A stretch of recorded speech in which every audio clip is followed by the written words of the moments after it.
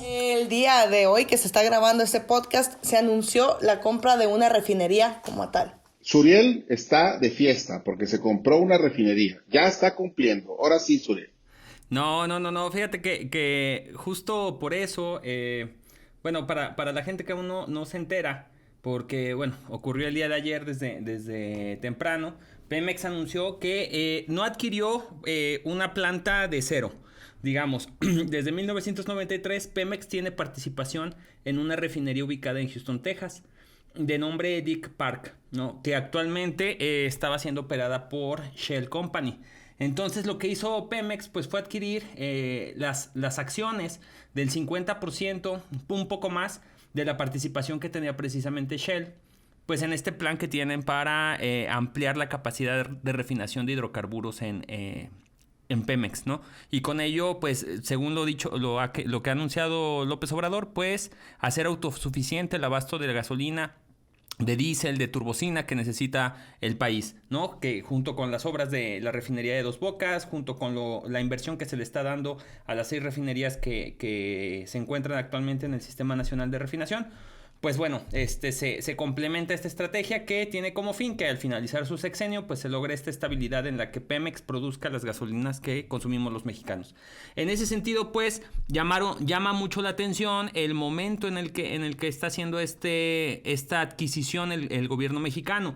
¿Por qué? Porque pues sabemos que hay... Pues sobre todo el anuncio, ¿no? Claro, no, El anuncio, aparte, sobre todo el anuncio, no tanto como la adquisición. pues el anuncio y un poco la adquisición, Carlos, porque si algo hemos sabido el último año ha sido de inicios de reconversión de industria automotriz, de fechas que se ponen límites en la Unión Europea, en Canadá, en Estados Unidos, en las propias automotrices que se ponen fechas de que en 2035 ya no van a fabricar vehículos de combustión interna, sino que serán vehículos eléctricos. La estadística que prevé que para esa fecha el 60% del parque vehicular más o menos sea eléctrico. Y en ese contexto, pues México adquiere una refinería, ¿no? Para no ser nosotros, que no somos expertos en economía, quienes hagamos el análisis de esto, bueno, invitamos al doctor Serrano a que nos diera una explicación. Él es economista de la Universidad Autónoma de Coahuila. Él es doctor en economía. También tiene participación acá con organismos empresariales. Y bueno, creo que es una voz autorizada para podernos hablar sobre el tema. Si gustan, lo escuchamos. Venga. Llama la atención que se esté haciendo en este momento, pero no llama la atención en el sentido financiero. Porque están comprando, de hecho, esa refinería ya tenía una participación importante en las acciones de parte de Pemex. Entonces, literalmente, ante la caída del precio de las acciones, que esa es la razón que llevó a Pemex a comprar esta refinería, pues la verdad es que se compró en una ganga, ¿eh? O sea, desde el punto de vista financiero y de planeación estratégica, muy buena idea. La verdad es que ahí lo que preocupa un poco más que nada viene a ser la parte de que si Pemex en general y México tiene la tecnología necesaria para poder aprovechar una industria que está en decaimiento y que puede dar precisamente esa autonomía en términos de la producción de gasolina, que eso es lo que más se busca. Entonces, suena razonable la estrategia. La refinería se compró a muy buen precio, un precio rematado, pero sabemos que México va a tener petróleo, en el mejor de los casos, 15 años más. Entonces, se tendrá que analizar todavía con más cuidado hasta dónde se pretende llevar esta inversión, junto con Dos Bocas, junto con, por ejemplo, hace 3 semanas que estuvo en Cadereyta, en la refinería también, pues ver hacia dónde se va a impulsar toda esta estrategia de la producción de hidrocarburos, porque pues la declaración principal es que no va a subir la gasolina, ¿ok? Entonces, bueno, la gasolina sí ha subido. Desde el punto de vista de la comercialización, no de la producción, hay que ser muy, muy claros, ¿verdad? Pero el riesgo de la venta no le incurre el gobierno, le incurre el comercializador. Entonces, suena razonable, es un momento precario como para hacer una inversión de este tipo, porque ya vamos de salida en ese tipo de tecnologías. De hecho, ya se habla de que para el 2030 el 60% de los nuevos automóviles van a ser eléctricos. Entonces, no estoy tan seguro que en el mediano plazo pueda ser una buena inversión, pero en este momento, así lo digo claramente, es una buena inversión porque se está comprando a través de las acciones, no de la empresa en su totalidad, sino a través de participación accionaria, el 100% del valor de la refinería allá en Houston, y se está comprando a precios literalmente de remate. Pues ese es un resumen de la conversación que se tuvo, que bueno, se podrá salir un poco más completa en la versión impresa de Vanguardia. Pero pues dice que el análisis, básicamente lo que nos exponía el doctor era que en el análisis económico parece razonable la medida de López Obrador. No así pensando en el mediano y largo plazo, pues con el tema de las gasolinas, el uso de combustibles fósiles y la reconversión de la industria automotriz. ¿Qué les pareció a ustedes el anuncio de Pemex a menos de 2 semanas de la contienda electoral? Yo me quedé con la impresión, con la explicación de Antonio Serrano Suriel, de que este es un anuncio parecido a que alguien hubiera dicho, agarré una ganga y me vendieron muy barata una fábrica de carburadores, justamente cuando el fuel injection va a pasar a ser el estándar de la industria. Bueno, fíjate que hablamos de eso un poco también y refiere a algo interesante. Si bien es cierto que para 2035 hay algunas marcas como General Motors, como lo que antes era FCA, han dicho que van a terminar su producción de vehículos de combustión interna.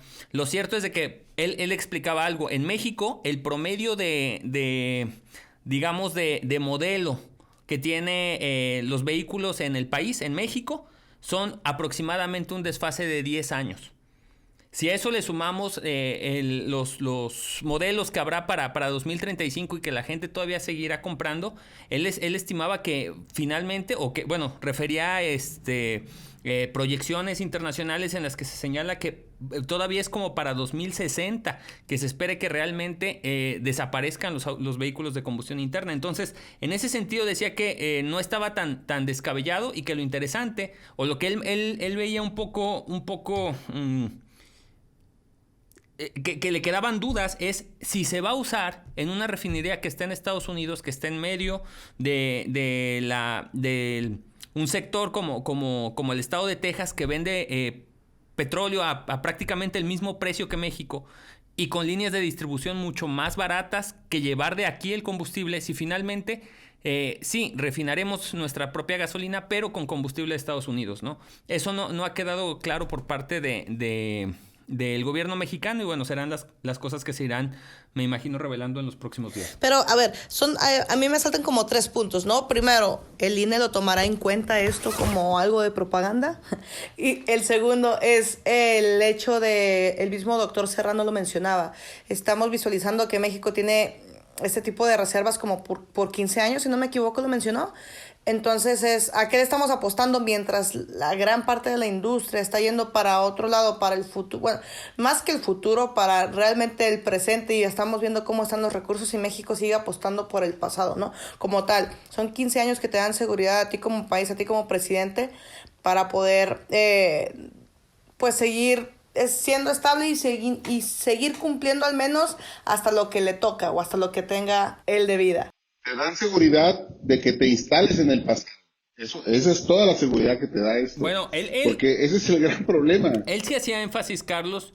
Él sí hacía énfasis en que hoy por hoy sí es una necesidad del país subsanar ese déficit de gasolinas. Porque dice que realmente, aunque el costo del petróleo, incluso hasta de la misma producción, efectivamente no se ha elevado, y que es donde dice que AMLO miente un poco. No, porque AMLO dice la verdad cuando dice que él no ha incrementado los costos de las gasolinas, ¿no? En el tema de elaboración de la gasolina. Pero dice que el problema real viene con la distribución y con todos los demás insumos que acaban repercutiendo en el precio para el consumidor y que tienen, que tienen que ver con los establecimientos ya, ¿no?